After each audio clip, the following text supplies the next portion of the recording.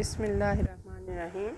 Today we are studying skeletal muscle structure and filaments. Each muscle fiber is multinucleate and behaves as a single unit.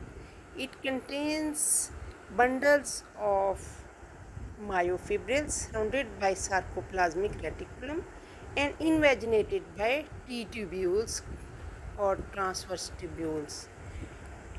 Each myofibril contains interdigitating thick and thin filaments arranged longitudinally in sarcomeres. As shown in this figure, sarcomere above containing thick and thin filaments, and it is from Z line to Z line, and thick filaments form A band while thin filaments and Z line form I band. In the B part of this figure, T tubules are shown and terminal cisternae and sarcoplasmic reticulum is also shown. Sarcolemmal membrane is shown. So repeating units of sarcomeres account for the unique bending pattern in striated muscle. A sarcomere runs from Z line to Z line. As in figure, thick filaments are present in the A band. In the center of the sarcomere contain myosin. Myosin has 6 polypeptide chains, including 1 pair of heavy chains and 2 pairs of light chains. Each myosin molecule has 2 heads attached to a single tail. The myosin head binds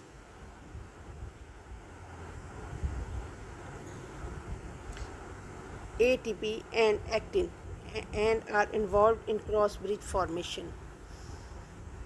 Now we study thin filaments. Thin filaments are anchored at Z lines, as shown in figure, are present in the I bands, interdigitate with thick filaments, and a portion of the A band contain actin, tropomyosin, and troponin. Troponin is regulatory protein that permits cross bridge formation when it binds calcium.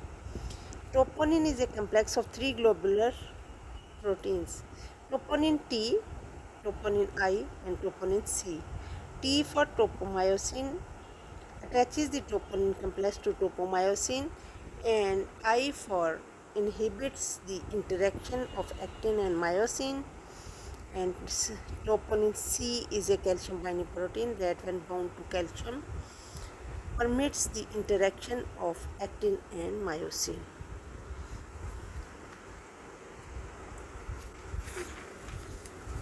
T tubules are an extensive tubular network open to the extracellular space that carry the depolarization from the sarcolemmal membrane to the cell interior. Are located at the junction of A band and I band, contain a voltage sensitive protein called dihydropyridine receptor. Depolarization causes a conformational change in dihydropyridine receptor. Sarcoplasmic reticulum is the internal tubular structure that is the site of calcium storage and release for excitation, contraction, coupling. Has terminal cisternae that make intimate contact with the T tubule in a triad arrangement. Membrane contains calcium ATPase. This membrane contains calcium ATPase, calcium pump, which transports calcium from intracellular fluid into the SR interior, keeping intracellular calcium low. Contains calcium bound loosely to calciquestrine. Contains a calcium release channel called ryanodine receptor. Now we will study steps in excitation, contraction, coupling in skeletal muscles. Action potential in skeletal muscle is the muscle cell membrane initiate depolarization of T tubule. Depolarization of T tubule causes a conformational change in the dihydropyridine receptor, which opens calcium release channels in the nearby sarcoplasmic reticulum, causing release of calcium from the SR into the intracellular fluid. as shown in this figure. Increased intracellular calcium binds to troponin C cross-bridge cycling, and calcium reaccumulated in the sarcoplasmic reticulum, and this causes relaxation. Now, third step is increase in calcium, and then calcium binds to troponin C on thin filaments, causing conformational change in troponin that moves tropomyosin out of the way. The cross-bridge cycle begins at first no ATP is bound to myosin, and myosin is tightly attached to actin.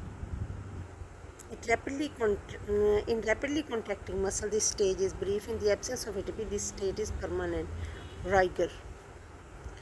And ATP then binds to myosin, producing conformational change in myosin that causes myosin to be released from actin. And this is shown in figure: intracellular calcium and twitch tension, action potential. Relationship of the action potential, the increase in intracellular calcium and muscle contraction in skeletal muscle.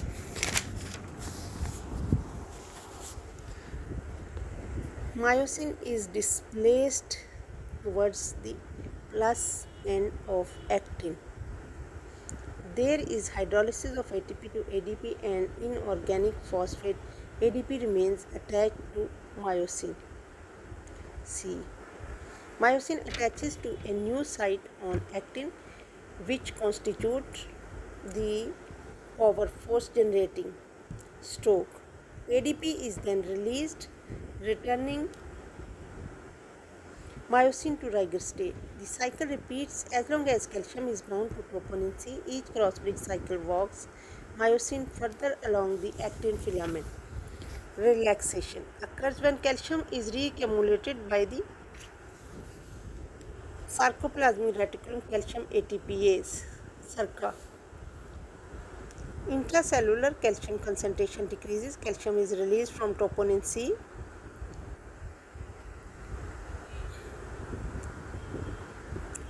And tropomyosin again blocks the myosin binding site on actin. As long as intracellular calcium concentration is low, cross-bridge cycling cannot occur. Mechanism of tetanus. A single action potential causes the release of a standard amount of calcium from the sarcoplasmic reticulum, produces a single twitch. However, if the muscle is stimulated repeatedly, more calcium is released from the sarcoplasmic reticulum, and there is a cumulative increase in intracellular calcium, extending the time for cross-bridge cycling. The muscle does not relax. Tetanus. So, what is the mechanism of tetanus? A single action potential causes the release of a standard amount of calcium from the sarcoplasmic reticulum, which produces a single twitch. However, if the muscle is stimulated repeatedly, more calcium is released from sarcoplasmic reticulum. There is cumulative increase in intracellular calcium, extending the time for cross-bridge cycling. The muscle does not relax. Now, length, tension and force velocity relationship in muscle. What is isometric contraction? Isometric contractions are measured when length is held constant. Muscle length is fixed, the muscle is stimulated to contract, and the developed tension is measured. There is no shortening. It means isometric contractions are measured when length is held constant. Muscle length, that is preload, is fixed.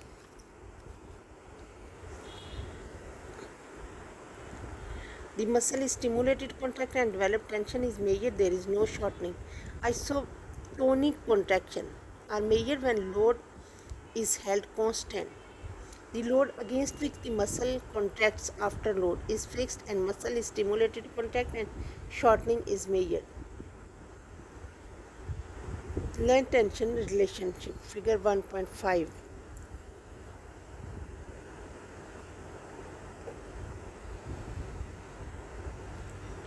measures the tension developed during isometric contraction when the muscle is set to fixed length preload. Passive tension is the tension developed by stretching the muscle to different lengths, and total tension is the tension developed when the muscle is stimulated to contract at different lengths. Action potential is the difference between total tension and passive tension. Active tension represents the active force developed from contraction of the muscle. It can be explained by the cross bridge cycle model. Here we end with the skeletal muscle.